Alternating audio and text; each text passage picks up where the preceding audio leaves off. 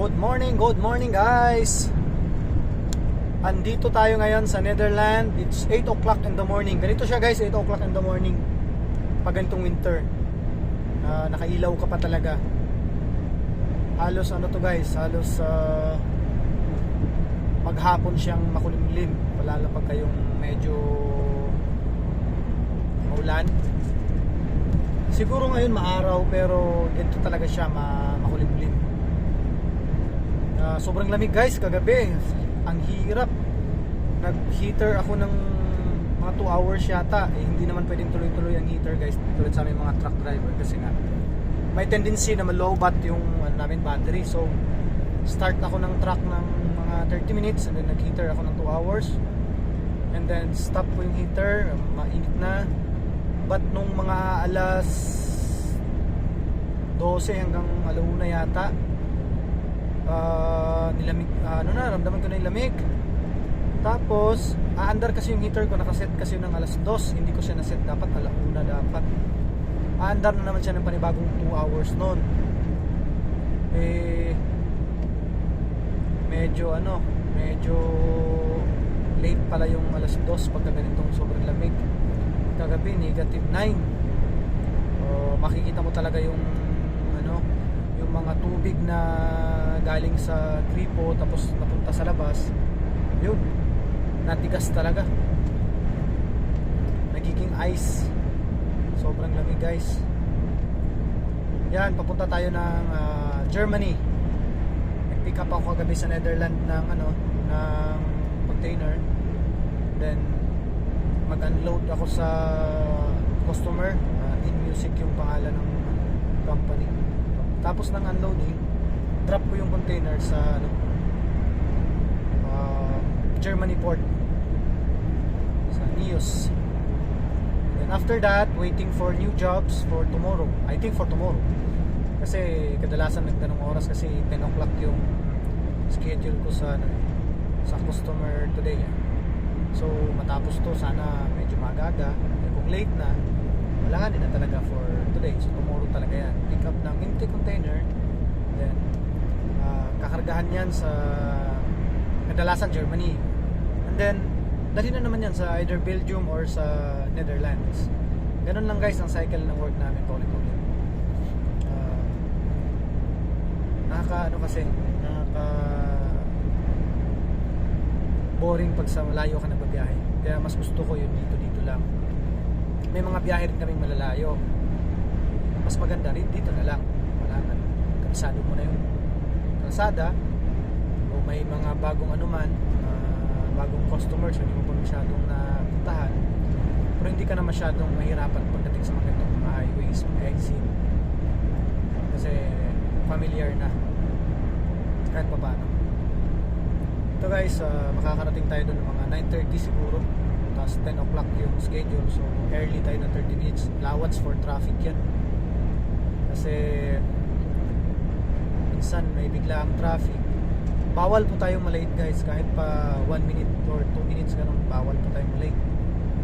May mga kliyente po na napaka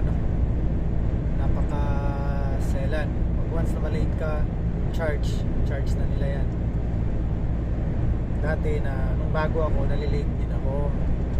Sasabihan ng amo, sumasama ang loob, pero pag inisip mo talaga, it's normal lang talaga na magalit yung boss kasi ikaw ba naman nagbayad ka tapos mape-penalty ka pa. Kahit sabihin natin dapat maintindihan nila kasi bago ka, pero hindi pa rin maiwasan na medyo ma-high blood yung amo kasi ang expect nila sa mga Pilipino is mataas talaga. Like sa mga terminals, kailangan namin mag-exam sa mga terminals for safety. Kasi ang ibang lahi kadalasan bumabagsak. Ang mga Pilipino kasi alam ni amo na hindi talaga basta-basta na bagsak ang mga Pilipino pagdating sa mga exam na ganyan. Kaya yun, pag once na malate ka, baguhan ka, medyo hindi nila masyadong tanggap kasi Pilipino ka, ba't nalilate ka? Parang gano'n. Pero ngayon wala na, namamanage na namin ang maayos yung time. Marami kasing yun guys, marami kasing binabantay ang oras. Like Pag sobrang aga ka nag-start, is 9 o'clock pa naman yung schedule mo to client, masasayang din yung oras mo.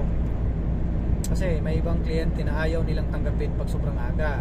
May ibang mga company na ano talaga, on time talaga. So advance ka ng 2 hours. So pagdating doon hindi ka nila didiskarga. So mag-aantay ka na, sayang yung 2 hours mo. Nabawasan yung duty time mo that time ng 2 hours na wala kang ginagawa. Ganun lang yun guys. Medyo nakaka-stress sa pag sa time management. Pero kayang-kaya. Yakang-yakan. Yung guys, yung panahon is medyo ngayon, maliwalas ang ngayon panahon. Pero yun nga, asin malamig. Kung may nakikita kayong yung parang kulay white na tipak-tipak sa gilid minsan, galing yan sa mga truck, sa taas ng truck, tulad ng truck na sa harapan ko. Yung tubig na moist, magiging ice, then pag natakbo yung truck, natutuklap siya. Yun, ngayon iingatan din namin kasi pag tumama yan sa sasakyan, mga kotse, ano namin yan, obligasyon namin yan. Kaya once na mangyaring ganyan, wala magagawa. Sa bagay, may naman dito guys, insurance. Ang insurance kasi dito is napakaganda. As in, on the spot report, wala kang ilalabas na pera, lahat sagot ng insurance. Kasi malaki ang bayad dito sa insurance. Ganon din naman sa Pinas, di ba? Pero matagal ang proseso sa Pinas. Dito, pag once na naka-damage ka, days lang bibilangin, gawa na kaagad. Release na kaagad yung insurance. Sa atin, matagal pa eh. Yung sa comprehensive natin, mahal-mahal. Abutin pa ng buwan. Kasi nangyari na sa akin before yan.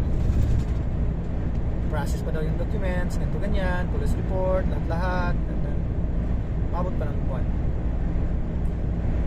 Mostly 2 months yata.